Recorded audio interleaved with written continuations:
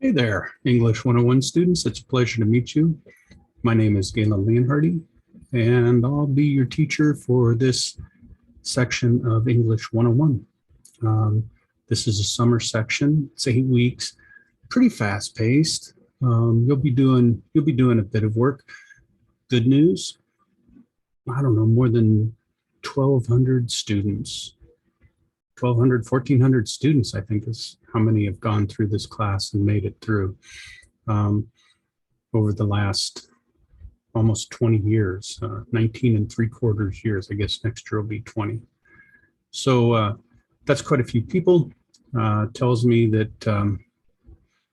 it's doable. I think it does require you to do some work. It does require you to do revision. It does require you to read. Does require you to write. If I didn't say that, but it's definitely a doable class, and I look forward to you getting started, getting some work in, and then getting done. It's only 8 weeks. You can stick it out, I promise. So um, with that, let me take you into the class, please. I'm going to go ahead and share my screen. And I'm going to go into, I use the Google Chrome. That's what we're supposed to use to get into our Canvas site, our online learning site. You will find that if you have a Chromebook that you need to get another computer. The Chromebook, at least to the best of my knowledge, up to this point in time, does not work. The reason you have a Chromebook is probably because your high school teacher gave it to you, and the reason your high school teacher gave it to you, or your high school administration probably gave it to you, is because, well, they're cheap, right? So why wouldn't you give high school students a cheap computer rather than one that will last them for a few years? And I don't have an exact answer to that. What I do know is that there's right now there's a 99.99999% chance that your Google Chromebook is not going to work. And there are several other computers that won't work either. I mean, basically, if you have a really super cheap computer, it's not going to allow you to do this class or any other class associated with Blackhawk. So you need to get a decent computer, right? You need a computer that's going to help you get through 4 years of college. So go find one of those. I'm not going to give you any recommendations. I'm going to send you off to the stores and off to the computer websites, and you can do searches and find the 10 best computers and pick one of those. You can go to, there's all kinds of places where you can get computers. So I don't recommend going to a pawn shop. However, I've had students who've done that, and it hasn't usually worked out well for them. So if you're a first generation student, you might go up and enroll in the TRIO program up on campus. And I think the college has some computer loan programs too. You might want to go talk to them about that to get you through the summer if that's what you need. Just go up there to where the advising center is. Okay, anyway, back to this class. So in order to get into the class, what I do is I go to the college website. I click on My Blackhawk. It opens up this page. Whether I'm a student or a faculty member, you can see that I am both. I take plenty of classes here. So this page looks the same no matter what I'm doing. You select the Canvas icon. And then this gives you your dashboard for Canvas, which tells you the classes you have. These were the classes I've had this spring semester. I'm basically done with them at this point. Last class I took was Dr. Pierce's History 265, History of the Second World War. Highly recommend taking his classes. I've taken all of them except one, and I have found Dr. Pierce to be one of the most wonderful and knowledgeable professors I've ever worked with. So highest recommendation there. You'll see that our course is down here. It should look something like that. I'm not sure what color it will be on your dashboard, but That's what it looks like. As a teacher, it looks a little different to me than it does to you. From time to time during this introduction, I will move into a student view to show you what you see and show you where you need to go to do things. For right now, though, let's just go ahead and open up that class. There we are. Let me move my video picture down. There we go. I think that moves it down for you too. All right, right now the class is unpublished. I'll be publishing it in a little bit. You can see that if I do student view,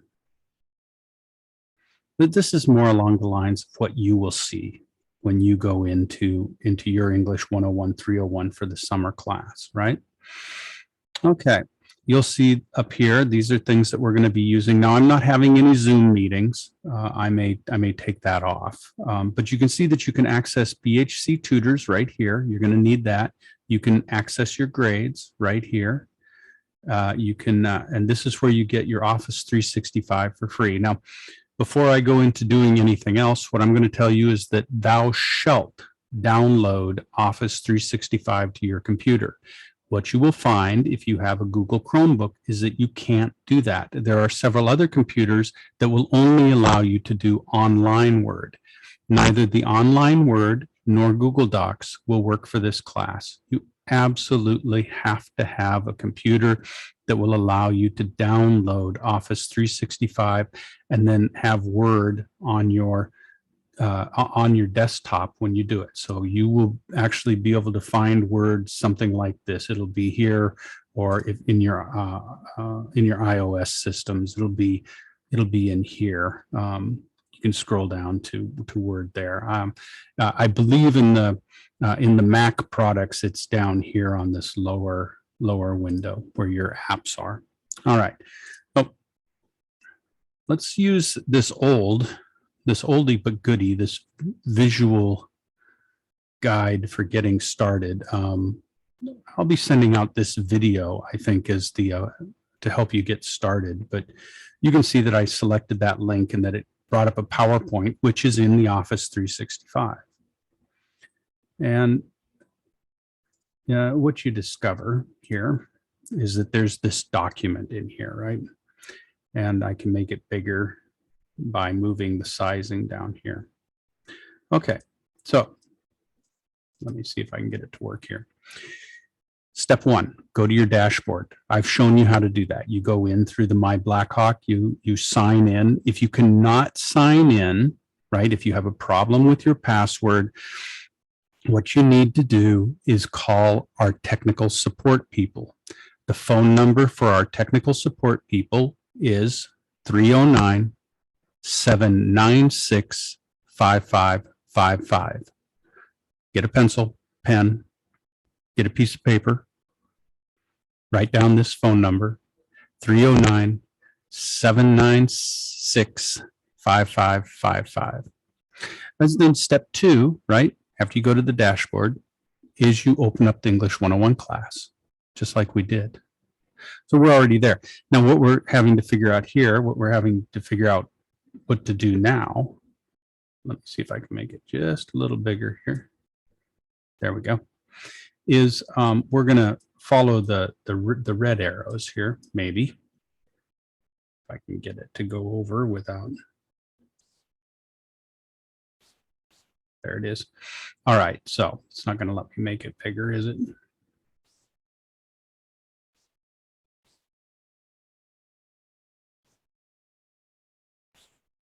There we go. Okay, so if we come up here, and you can print this off, right? If you have a color printer, all the better. If you have a black and white printer, these will show up in shades of gray and black. We see that the red says read the material with the 3 red arrows first. Step 4, read everything from the introductory content module. All right. So yeah, you'll see that I say, read the welcome letter. You'll see that I say read the syllabus, right? Those are basics. Oh, we don't have an assessment requirement anymore. That's how I know that this is an old paper. You can get rid of that. We don't have to worry about that. Here we are. And then I say, read the letter of introduction, right? This is your you know, icons that have on your desktop, but they're on every page in Canvas pretty much, and you can access things through that. And then over here, this is different. This is what the teacher's page looks like. But anyway, we'll read the letter of introduction, we'll read the syllabus, and we'll read the welcome letter. At least I'll show you where they are. Okay, so let's go to our home page again. We can see that the welcome letter right there, right? We see the syllabus right there. And then we see the letter of introduction right there. Okay, those are the first things you read. Then you read everything else, okay? And basically what you're doing to get started now, okay, I'm showing you this, but you need to understand that you may feel overwhelmed right now. I have many students who say at the start of the class, they felt overwhelmed. They didn't think they could do it. I promise you can do it, right? This is English 101. You're going to be reading a lot. You're going to be writing a lot. You're going to be revising a lot. You're going to be learning a lot. And learning isn't necessarily an easy process, but when you get done, you will have submitted every single assignment. That's a requirement. And then you get an A. Yeah, that's not so shabby. An A is not a bad grade, and you have to work for it, but that's how I work this class, right? So you submit every single assignment, and it has to be accepted. So it has to meet my minimum expectations at the very least. And if it doesn't, I'll tell you what you need to do to make that happen. You revise it, get it resubmitted. Once we're done with the class, you've submitted every single assignment, you get an A. That's how it works. So, and last semester, I had 2 students out of 24 that dropped this class. So that's not too shabby, right? Yeah, pretty good record. I think this exact same class, I think you'll be able to do it. I think that's pretty good. Okay, so you read those things. Those will get you started. Those will give you a basic idea of what's going on in the class. Good. It looks like I've changed the syllabus for summer. I'm not going to walk you through those things. You just have to read through them, and they'll get you started. Some things for the class. You have a 1-page daily journal entry, right? I explain what that daily journal entry will look like, and I'll show you here in just a second. But essentially what you're doing is, if you have a composition notebook and you're handwriting, you'll number the page right in the upper outside corner, whether that's the left or the right, depending on what page you're on. And then you will write from the very top line to the very bottom line, or you can skip that very last line, as long as your notebook, your composition notebook, is college ruled. That's the thing that matters to me. If you're typing, you use Times New Roman. That's the font type. It needs to be 12-point font, and everything is double spaced. The line spacing is set to 0 before and 0 after. I'll have a video that has that stuff in it for you later. I'll show you how to do that. Right now, I just want to create an introduction so that you know what you're doing and know the basic things to look for in the class. So this is your journals. It's a 1-page daily journal entry. You're going to be doing it. It's a quantity. It says 1-page daily journal entry, but actually it's a quantity assignment. So at the midterm, you will be required to turn in 20 full pages of journal entries because you've written 1 a day. And at the final, you'll be required to turn in a video that has 40 1-page journal entries. Now, so that's either 20 pages or 40 pages, not 20 entries or 40 entries. It doesn't work that way. It's 1 page. So it's a page requirement more than it is a daily requirement. Obviously, if you put off writing those 20 pages and then 40-page video submission assignments, you will hate me, you'll hate yourself, you will hate the college, you will hate life, and you will just not enjoy it at all. It'll be terrible. The best thing to do is to get started on your journals right away. As soon as you see this video, as soon as the class is up, you need to start writing those journal entries, and you can turn them in as soon as you're done.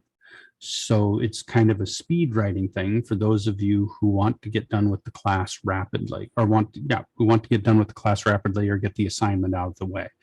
Just crank the pages out as fast as you can. All right, that's number one. You can also do it 1 page a day and you'll be perfectly okay. You can create that kind of pacing, and you will make it through this assignment. And then at the end, you'll be like, wow, I wrote all of those pages plus my assignments. You'll find that it is quite doable.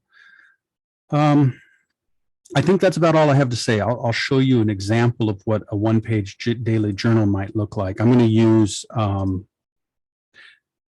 you know what, I'm going to use just an assignment here from a 102 class, but essentially your journal entry would look just like this, right? You would start at the top of the page and you would start typing, and you would come all the way to the bottom of the page, and that would be 1 page, just like that, right? There's nothing else in there. You do want the pages to be numbered. Let me show you how you do that real quick.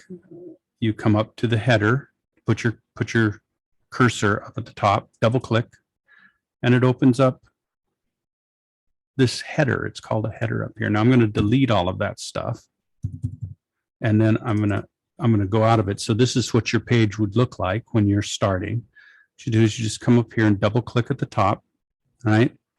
When you double click and you open up the header footer tab comes up, and this ribbon, I believe that's what this is called, is exposed right away. And this is where your page numbering is. You come right here. It's top of the page. It's the 3rd one down, plain number 3. Click on that. When you do that, when you select it, let's go ahead and get rid of that hard return there. When you select it, you will notice that this font isn't Times New Roman. This font is Calibri or Calibri or Calibri, or who knows what it is. But anyway, it's not the font we use in this class. We use Times New Roman 12-point fonts. So we need to change it to 12-point. I'm sorry. We need to change it. We need to select the number, change it to 12-point, and then change this to Times New Roman. Then the next step that you do is you type in your last name. So we click over here, and it's going to be the wrong font. I'm just warning you. There we go. Your last name and a space. Your last name and a space.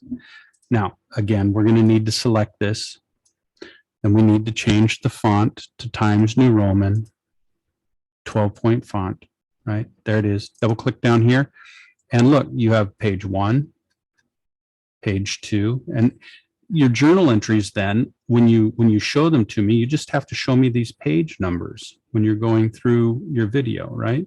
And you can scroll through your video pretty fast, stopping every once in a while to show me the page numbers, right? Yeah, it's not going to be too hard to do that. I don't read your journal entries. I do not read your journal entries. Journal entries are your place to express what you want to express, how you want to express it. If, for example, you are multilingual and you want to write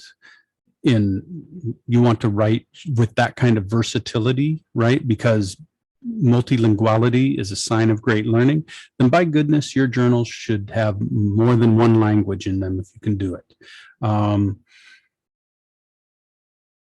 If you want to have, places where there's poetry in the middle of your writing or something like that, that's your prerogative, right? I don't read it. This is where you write in a way that represents who and what you are. Okay. That noted, if there's a problem in the world and they need to have you in the, police station or the FBI station, they're going to be looking for these journals. So you might want to be careful what you write in them from that perspective. That's a joke. On a serious note, though, I don't read them. You can write about whatever you want to write about in there. Your videos will simply show me that you've written the correct number of pages, right? Okay. So that would take care of journal entries that way. Now, where was I? Here we go. Okay, so let's go to the home page again. Just to recap, right? We started with a visual guide for getting started. We looked at that. I told you that you need to read the welcome letter and the syllabus, and then the letter of introduction. And then I explained to you what our journal assignments are. If you want to communicate with me in Canvas, you use the inbox. Okay, my access is being denied because I'm in student view. You can't see my inbox. It's not going to let me do that. But you will be able to get into your inbox and you'll be able to send me messages, and notes through this and ask me questions. That's the best way to get in touch with me. There is also a Google number that I have that the last time I checked was here in the syllabus, and you can just download the syllabus by clicking right there.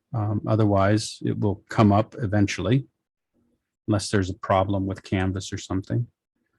And there's my Google number right there. Right, call that number and it will take you to my phone, and I will get back to you as soon as I am free to do so. Yeah. Please don't call after, say, 7:30 unless I'm up doing something and I'm trying to work with you and I say, hey, call my Google number. This is between 8 and 6 or 8 and 8 and 8 kind of number, right? Don't call late. And if you do call me, please recognize that you're probably not going to have too many teachers who are going to say, call me when you need some help, right? So you would probably want to have, let's be polite with each other, okay? So there's that. Let's go back to the home page. I don't have office hours, by the way, during the summer session, all right? During the spring and fall, I do have office hours, and those, of course, will be listed in the syllabus. All right, so we've done syllabus, journals, communicating with me in Canvas, creating by uploading to and downloading papers from online sources. When we have an assignment, right, as you can see that you have over here, you need to upload and download papers and stuff like that from oh, no, I'm sorry. This is cheating by uploading to and downloading papers from online sources. I'm sorry. We've had a problem with students doing this. I just wrote this. It says if you copy from online sources, the hammer of the gods will be smashed down upon you. You will feel the wrath of Thor. So please don't copy stuff online. Canvas picks it up. It keeps track of where sources are coming from, and it tells me, and you have to turn it into our Canvas, turn it in. And if you do happen to cheat by using somebody else's paper who's been on Canvas or somebody else's website or paper that's online, Canvas Turnitin is pretty good at finding it. And then you and I have to have a talk. And if you are cheating, then I have to turn your name in to the administrators. And then the administrators do their administrative thing, right? Which is, you have to deal with administrators and explain to them why you've cheated. And then they get to, tell you whether or not you're kicked out of college, right? So don't just write stuff on your own. That's how you're going to learn. Don't do that. How to log in on school computers. If you're on campus, this will help you log into the school computers. All right, here's some introductory information. Let's go through this real quick. There's the letter of introduction, says, hi, how are you? Tells you who I am, tells you that you can do this class. You can have your email forwarded from your BHC Gmail account to your primary email account. Mine comes, well, you know what? I don't have anything that has to do with school coming to my personal email account.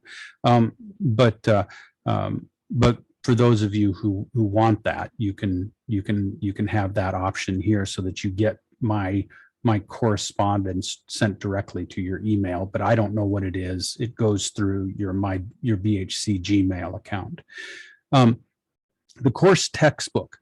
We're going to be using this textbook pretty soon, and you need to start reading it. The best thing to do is to go to the school bookstore and get the textbook right now. You will need it in order to pass the class. It is an introduction to, first off, it's an example of my doing what I'm having you do, journal writing.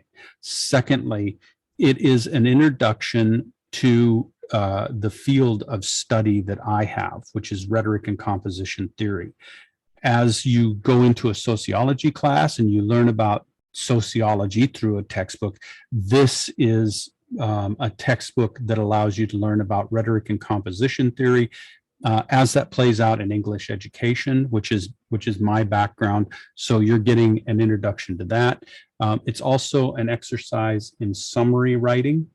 You'll be doing two very short paragraphs, very short objective summaries of the content in there, and you have to have it in order to pass the class.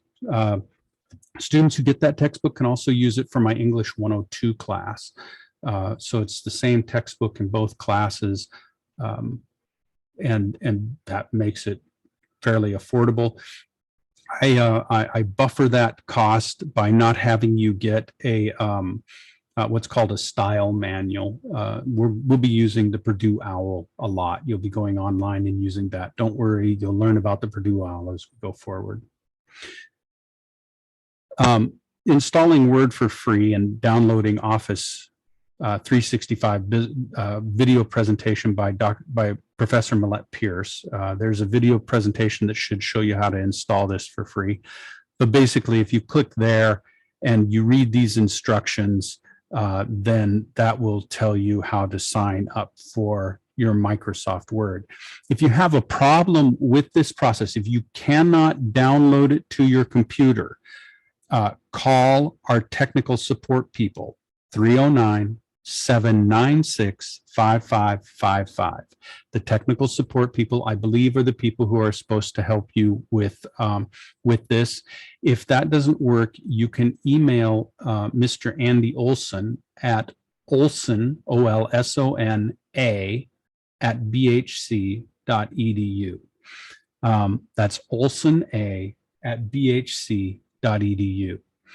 But this allows you to get the Office 365 for free. It's what I've done to get it as a professor. I download it to my computer, and again, you know that you've done it right when it's right in here, and you see that you have.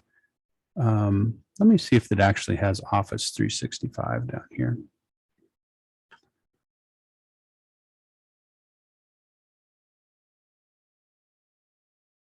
There it is. There's the Office right there. I'm pretty sure that's what it looks like. And then you get PowerPoint and a couple of other apps, but the big one is the Word app. Okay, that's what I'm looking for you to have. So you have to do that. Thou shalt. That's one of the thou shalts of this class.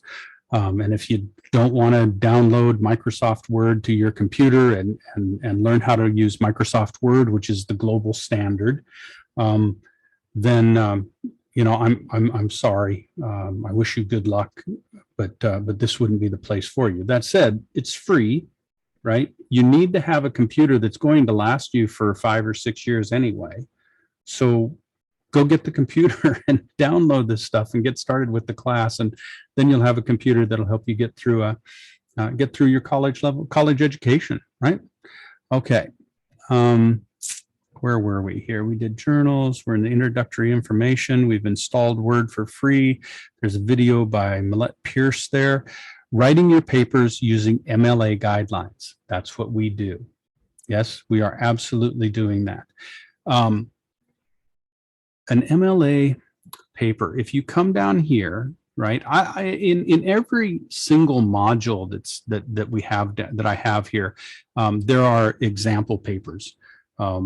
So if you're reading the instructions and you're like, man, these instructions are long, man, I don't quite know what I'm going to do. Well, like, go to the example papers, right? In the module, right here. Let me see.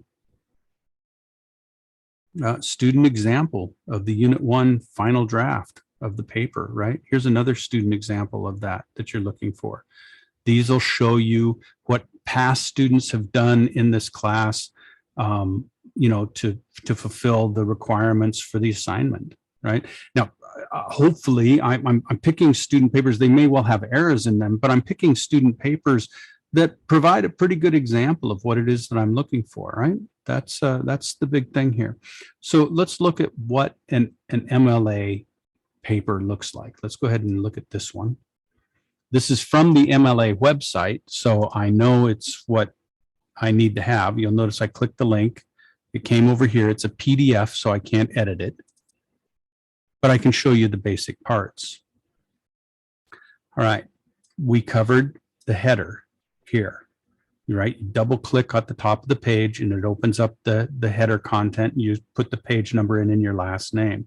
You'll see that that last name is the same as the last name of Catherine here, Charlton. Okay.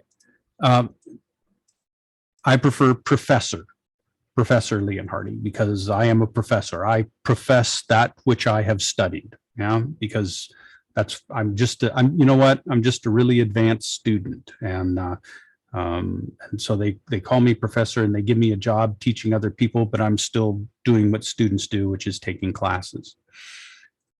Then you have the course, right? I ask you to put the course and section number. I'll show you a paper that has that. And then you have the date. Now, I want you to look at this. A lot of what you're going to be learning how to do in this class is looking at examples and then saying, does my paper look the same? You have to be able to look at one paper. It's like the old Sesame Street thing. Which one of these things doesn't belong? And they show you 4 things and one of those things is different. You're looking for the differences here. You will notice that there are no commas in here. You will notice that it starts with the date. Then you have the month spelled out in full. And then you have the year, no commas. Day, month, year. You tend not to write it that way. You will notice that there are no forward slashes here. It's not 25/10/19. I don't want that. I want your date to look exactly like that. The title, notice there is no extra space here. This is the whole title. It's a long one. It's centered. I'll show you some other things like that before we get done. This is a subheading. You probably won't be doing subheadings in this class. Not until the very end, until you do your research, your argumentative research paper. And even then, I doubt you'll be labeling the sections of your paper. For 102, be more likely to label the sections of your paper. This is an epigram. It's a words that introduce the entire paper, and then you have the paragraph goes like that. And I'll get more into this, but you can see this is MLA formatting. You can see how the picture is incorporated here, right? Same down here, the picture is incorporated. You probably will not be incorporating pictures for many of your introductory essays. Not until we get to the research paper would I be expecting to see you incorporate images. But this is an example of an MLA paper. It has all of the parts to it. I'll be explaining this more in another video. But you can see that's enough to get you started. Every single paper that you have is going to have this information on it. And if it doesn't have this information, if it's not Times New Roman 12-point font, if it's not double spaced, and if your line spacing is not 0 before and 0 after, which means there's not an extra space here, it's all the same spacing. I'll get to that in that other video. Then what I do is I just put a 0 on your paper, and then that just tells you that you have to revise it. It's not a punishment. It's just, I want you to be able to understand what this basic formatting is, okay? So that's that, right? That's the MLA paper. That's what MLA formatting is. It means Modern Language Association. And that is, a group of people, like a convention of people that determines what the formatting expectations are for papers that are written in the humanities. If you take a history class, you'll probably be using Turabian or what is called Chicago Manual of Style, CMOS. It's the same thing. If you're taking a psychology class, or most of your science classes, most of your social science classes, in fact, will use APA, which is American Psychological Association. I've used all three for different papers that I've written at different times. Okay. They're just expectations for academic, for writing communities and reading communities. That's all they are. And without these, everything is inconsistent, and people want consistency. So we have these conventions, just like wearing clothes, right? If you look around you, you will see that the people around you all basically look the same. Yeah, for the most part. There may be minor variations, but for the most part, people are dressing the same.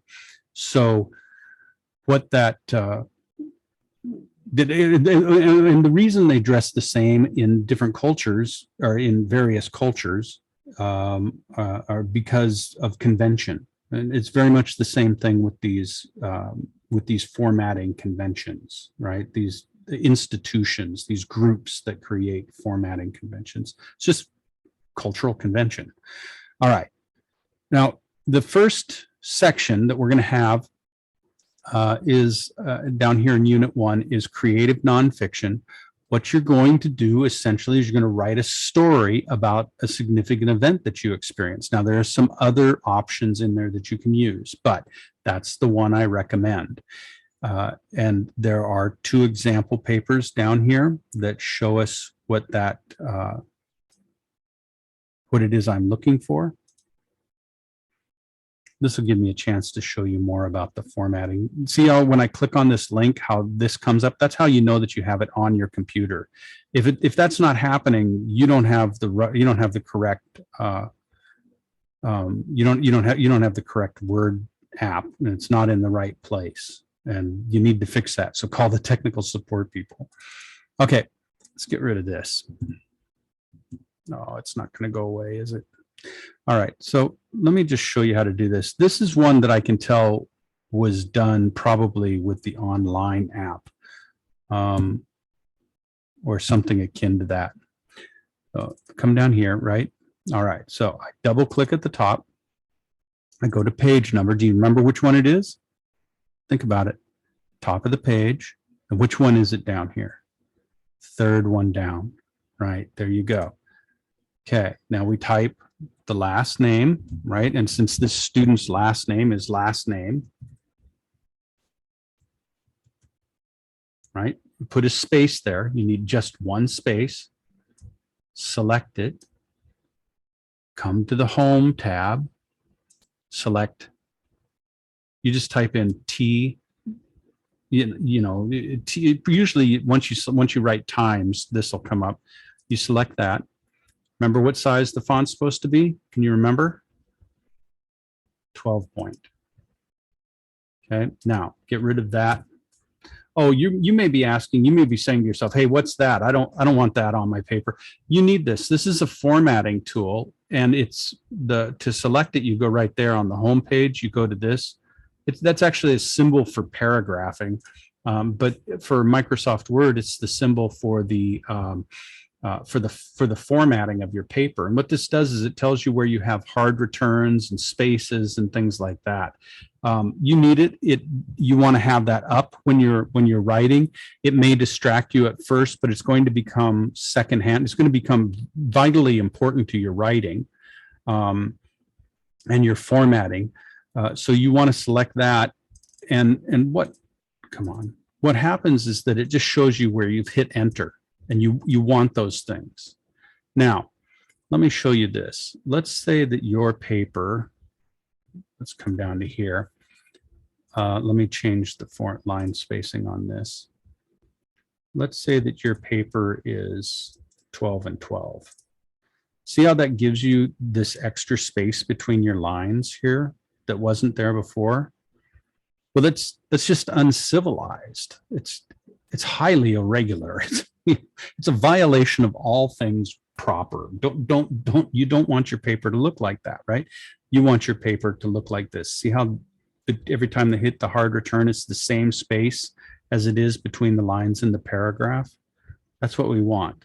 So what you have to do in order to make that happen is you select, right? Notice I'm on the Home tab again. Select all. You come to the, you can do a right click paragraph and it'll take you to your line spacing. That's one way to get there. The way I get there is by clicking on this down window, going to line spacing.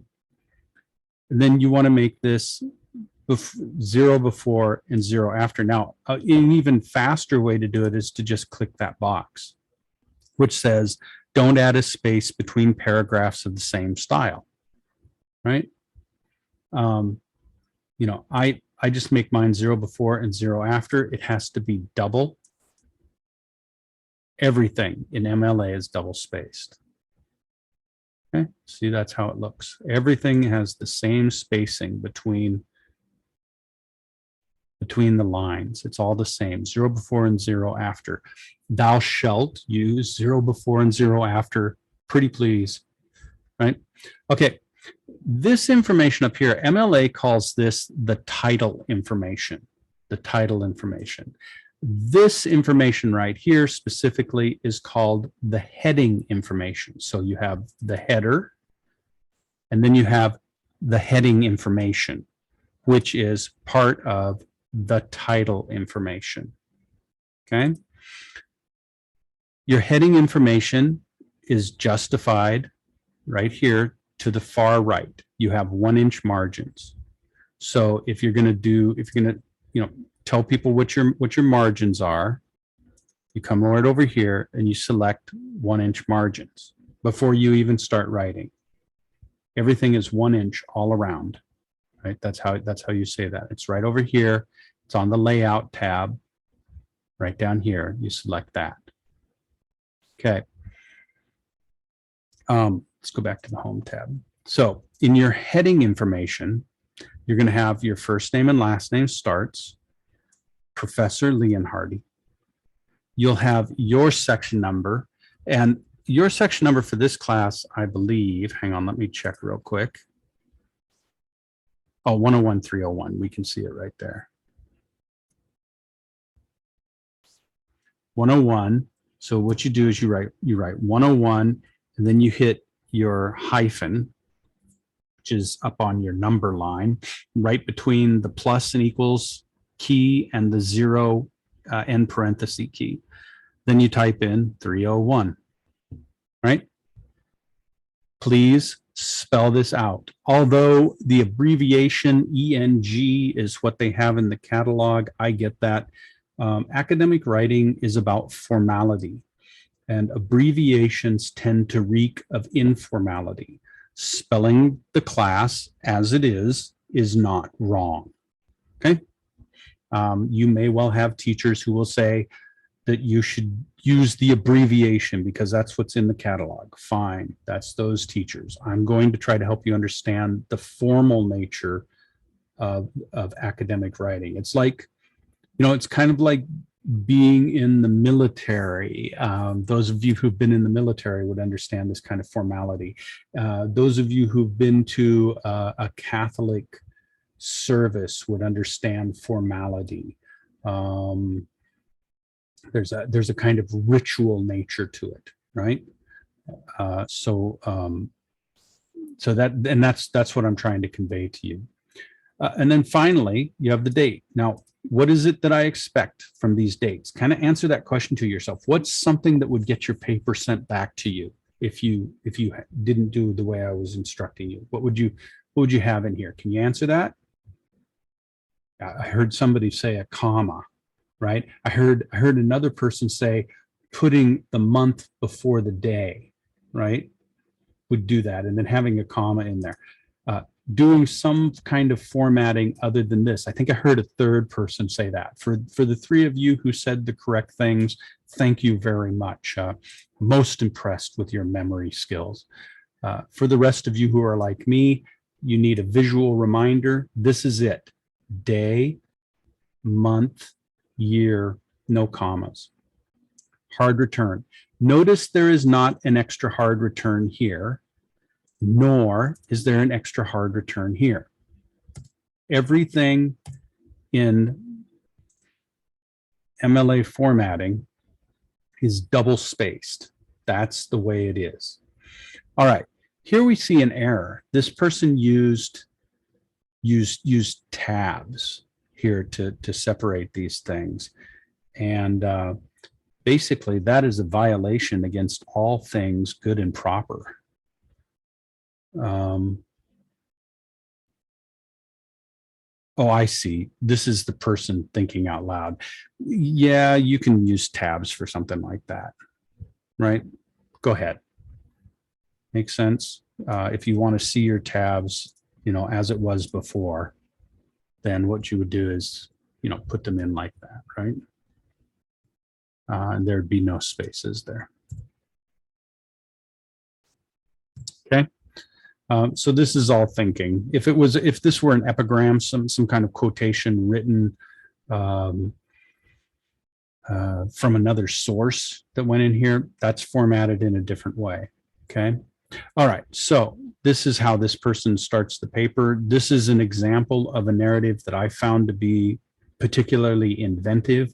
I don't expect everybody to be able to write this way, but you know what? I found that this is a well-formatted, well thought out, well-edited narrative. You will see that it's about 5 pages, which is a smidge on the long side for this class. Your papers are technically supposed to be between 1,250 and 1,500 words.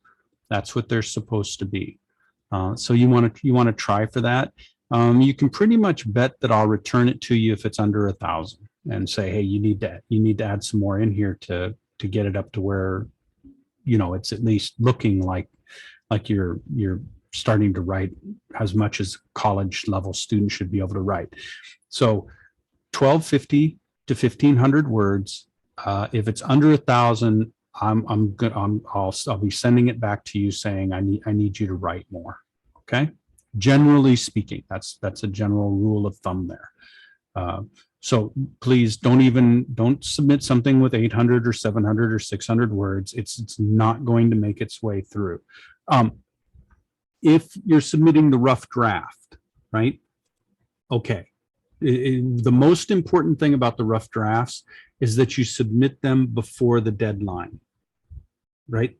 You have to submit them before the deadline because that's how the peer review process is initiated. So when we have assignments that have peer reviews, it's going to be absolutely vital that you do that because it saves me from having to go in and assign those peer reviews. And I'll explain that later. All right, so that should get you started. That tells you the formatting, the MLA formatting. Everything's double spaced. The line spacing, again, is 0 before and 0 after, right? It's double spaced. 1-inch margins all around. That's on your layout tab. Margins over here, 1-inch margins all around. You have the header that's up here, right? When you open the header, it automatically opens up the header and footer. The page number is over here. It's top of the page, 3rd one down. Okay.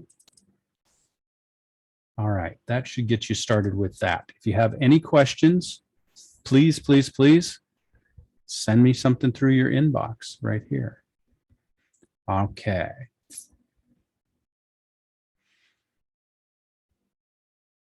Let's see, we've done installing Word for free, downloading Office 65, writing your papers using Modern Language Association guidelines, peer review instructions. When you turn in your rough drafts, you'll be doing peer reviews. Please read this. It's not that long. It tells you what I'm looking. It tells you how to do peer reviews. Gives you a written version of that. Gives you a video version of the instructions, and tells you how to, how to do this. And here's your instructions, and you need to read that, please. Again, every time you have a rough draft, you should have peer reviews. There are peer reviews. There's student peer reviews. When you turn in a rough draft, I will be giving you my basic assessment of your content. I will be looking at formatting first. Once you start submitting papers that have the correct formatting and are looking like college level papers, then I'll start focusing more on the content in your papers. But I'll be worried about formatting to begin with. Okay. You'll also be doing. You're also expected to do a tutor visit for before you turn in your final drafts to me. A tutor visit, there's online tutoring, right? See where I'm clicking here? You just click on that and it should take us to the BHC Tutoring Center where all of your information is answered. You can request a tutor right there. They have walk-in times. Now these will change during the summer. It doesn't look like they put up their summer hours yet. So those will change during the summer. It's free tutoring at Blackhawk. It's also free tutoring if you use tutor.com. And it's 24/7. And if you're going to use tutor.com, then you're going to need to find a tutor who can really work with you. And once you find a tutor that's a really good tutor, make that tutor your favorite, and that way you can get the tutor to come back and work with you at other times, right? So when you find a good tutor, stick with that tutor. That's the tutor.com stuff. Let me see. Let me make sure that that's down here. Yeah, there's the click help. This tells you how to get to tutor.com. Okay. And it tells you how to do it through my Blackhawk, so that it's all free. It's all free. If you run out of time, call the BHC, call the tutoring center and say that you ran out of time, and ask very politely if you may please have additional time for the online tutoring. They usually have it. Okay. All right. So there's that. That's the free tutoring. We've done that. I think we're almost getting to the bottom of this stuff here. Let's see, peer review instructions, how to do peer reviews. If I usually don't comment on your Word documents anymore. My comments are usually in the comments section. So when you go to your grades, let's see if it does it for me here. Yes, this is exactly what it looks like. Good. When you go to your grades, if I put a comment in here, you'll have a score. And if there's a comment, there will be a little icon here. Let me show you. In fact, let me show you what that looks like in my own, when I'm a student, or in classes where I've been a student. Let's go down here to a class I took, right? Look what happens when I go to grades. See these little icons? Those are the teacher's comments. That's where you're going to find my comments, right? So you go to grades, it'll come up and you'll have teacher comments. You will have the same scoring pattern for me. It's either 0 or 100 in my classes. That's how it works. Same as it is in this class for me. If there's a 0 there, then you know that you have to revise. And when you click on the comments, right, see how they come up, the comments will be right there. Then those comments will tell you what it is I want you to do before you, they're assessment comments, formative assessment comments. And they will tell you what I want you to do before you resubmit your paper, right? The things you have to do. Oftentimes it'll be, you need to change the date, or you need to put a header in, or your header needs to be Times 12-point New Roman font, many things like that. Anytime you get a 0 where you have to revise, you're going to have an assessment comment from me. But I also put assessment comments on papers that people don't need to revise because, well, that's what I do. So you'll find those comments here, and that should be on every single one of your papers. You should have comments, just as I do from my teacher, when you go into your grades. You're done when all of these assignments have the 100 by them. And in order for you to be eligible to pass the class, you have to have every single assignment submitted. And then at the end of the class, You have every single assignment submitted, you get the A, right? Now, they have to meet my basic expectations, and those basic expectations are established by the instructions, right? Through the example papers. And then if you're still not quite getting it with those two things, through my assessment comments, right? And through the process of revision, you'll have no doubt what my basic expectations are, no doubt. And the tutors at Blackhawk, they know exactly what I'm looking for. I highly recommend that you make your appointments with them. Mike and the other tutors down there will definitely be able to tell you what it is I'm looking for. Mike has been watching my papers over the course of the last, more than a decade, more than 10 years. So, he definitely knows what it is I'm looking for, and where my quirks are, right? He's really good at that. So that's what you'll be doing there. That's how the grades work. Okay. Let's go back to the class here. I'm almost done with this. Your pain and suffering through this introductory video are almost over. All right. Let's see. So, but if I do put comments on your Word document, I'll tell you in the comments and the teacher's comments there. And then you can open up the Word document and you'll see my comments in there or something like that. And this tells you how to remove them, but it's not something you need to read right now. But if you do get comments from me on a Word document, you'll want to read that. Mandatory tutor visits. You have to visit the tutors. That's just how it is. You have to visit the tutors, and when you're doing before you submit your final drafts, and that's how that works. Punctuation pattern sheet. I am going to make, as a matter of fact, I'm going to do it right now. I'm going to make a new module. The module is going to be, I'm going to call it Grammar and Punctuation. I'm going to add the module.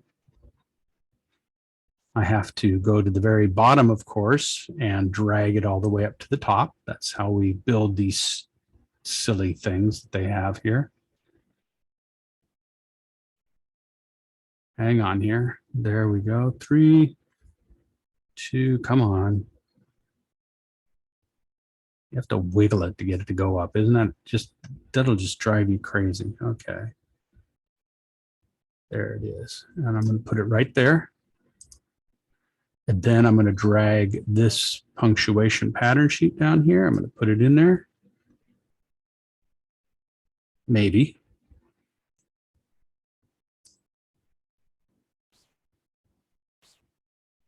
Oh, come on.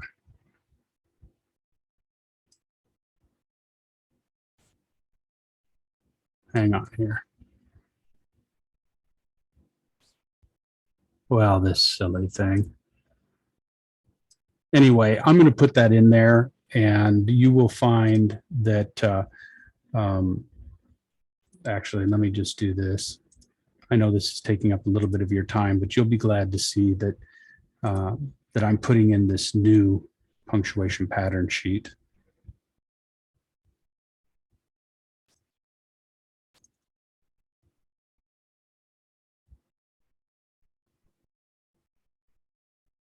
There it is right there. There it is. That's the new one anyway. So then I can delete that. Okay, so here's the punctuation pattern sheet. And it just so happens that I have a video that explains how to use the punctuation pattern sheet. This punctuation pattern sheet will help you create sentences that are acceptable and correctly punctuated.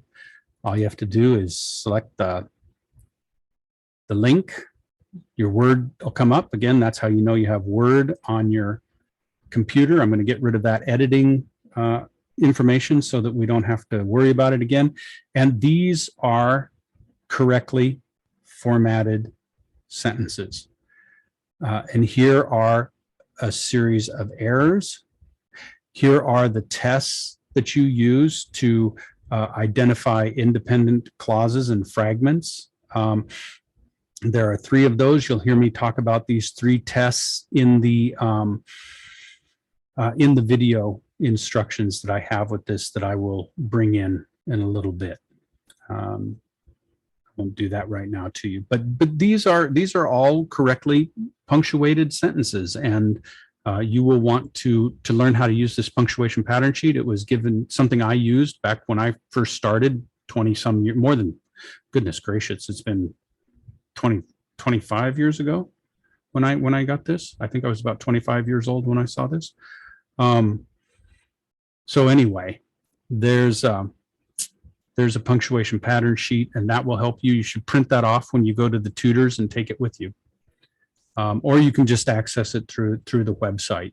If you're down there working with Mike and he doesn't have a copy of the punctuation pattern sheet, you can give it to him and tell him to print it off for himself. I'm sure he will treasure the gift for all of eternity.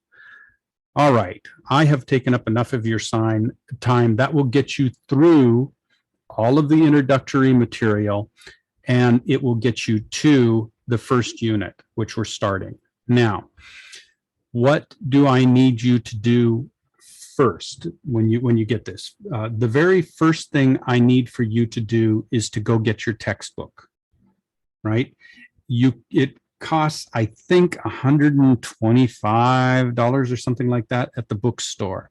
Go in there and get it. If you are getting this class, if you're getting into this class a couple of weeks before the semester actually starts, and you have the money to do it, you can order it online and save a little bit of money. I believe it's $90 online now. I think they raised, with inflation, I think they raised the price of the book a little bit. The publishers did. So you can get it for a little bit more by going to the online source. Let me see here real quick if I have that handy. Well, it'll be in the syllabus. We'll go into the syllabus here. I'll just show you where it is.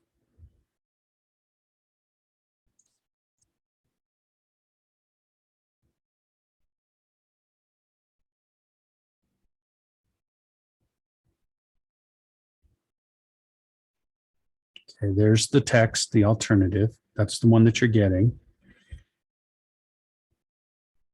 Hang on here, let me find it.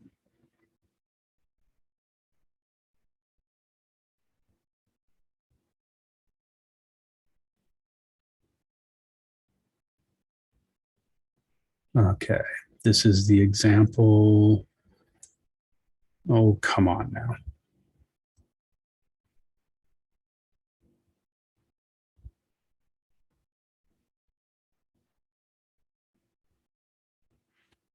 Hang on here just a second. Excuse me for not knowing exactly where it is here. I sometimes have to search for these things myself. Oh, here it is. Link to the course textbook. Okay, so if you want to get the course textbook online, then you go, yeah, it's $90 now. You go to this lulu.com and you can order the softback copy for $90. I think there's a hardback copy in there somewhere. But that's a little bit more. But I just get the softback, the soft cover copy. You add it to your cart, and it takes about 2 weeks. So they say it, it's printed in 3 to 5 days. So you figure it's going to be printed in 5 days, and then it takes. They have different delivery options, but you figure it's going to take. They're going to send it book mail. So it's, slow mail. So it's going to take another, it takes about 2 weeks to get the book. Maybe just a little bit more than that if you're, doing the slow freight things that they have. I think you can get a speedier delivery, but that costs a bit more. And why do that? So if you want to save, a little bit of money and you can do it, and you're 2 weeks before the course gets started, go ahead and order that textbook right now through this process, and you can do that. But for all the rest of us, right, and it would be me too, I would go to the bookstore. That's what I do when I need books for the classes that I take. I go to the bookstore and I get the textbook, and I buy it at the bookstore because that's where it is, and that gives funds to the student organizations, and it does other things that help students, right? So that's what I would do there. So that gets you up to the first unit, which is a narrative. It tells you what the first unit is about. It's about writing a story about your experience that's significant to you. All of this information in this first unit is about formatting your papers, how to create the line spacing, things I've already covered. Peer review instructions. You're going to be doing peer reviews for every single rough draft. Please, please, please, please make sure that you submit your rough drafts before the deadline. You must submit something. I will take whatever it is that you submit prior to the deadline. That's the important thing here. If you don't do that, it messes up the entire peer review process. And then you have 24 hours to get your peer reviews done. I won't put a 0 on your assignment until 48 hours afterwards, but do please get your, get your peer reviews done within 24 hours. And the instructions for those peer reviews are down here in this. Just get started. You just start at the top, right up here, start right up here, just work your way down through this stuff. I've already gone through most of it. You could watch this video again and get pretty much everything that you need. Do read those 3 things that I told you to read at the beginning.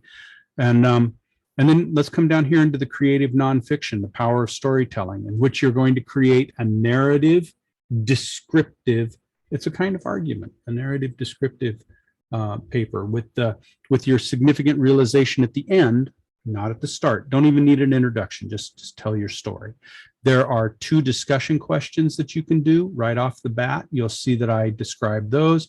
Get those done, and you're started in the class. That's how you stay in the class, is by getting those 2 first discussion questions done. That's it. That's it. Now, I know I've covered a lot over the course of this 45 minutes that I've been rambling on. But I think that should give you a start in the class, and it tells you what it is that we're doing, and it tells you that you're going to get an A from this class. You just do the work. Gives you a pretty good starting place, lets you know whether or not this class is going to be for you.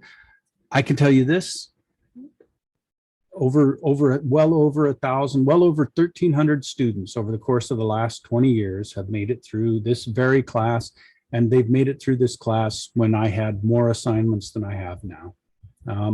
So you can do this. I'm here to support you. I'm here to help you. I think you can do it, and I believe in you. So let's go ahead and get started. Get those 2 discussion questions done. Get your journals started. With that, I'm done with that introduction, and you're done with the introduction. And now you can wipe the sweat from your brow, since it's been so trying, and there's so much information in there. I promise it's not that overwhelming once you get it started. All right.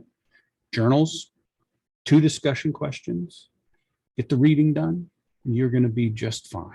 I promise. With that, I'm going to figure out how to stop all of this. See you all later. I'll see you guys in the classroom. I'll be there. I'll be right there with you.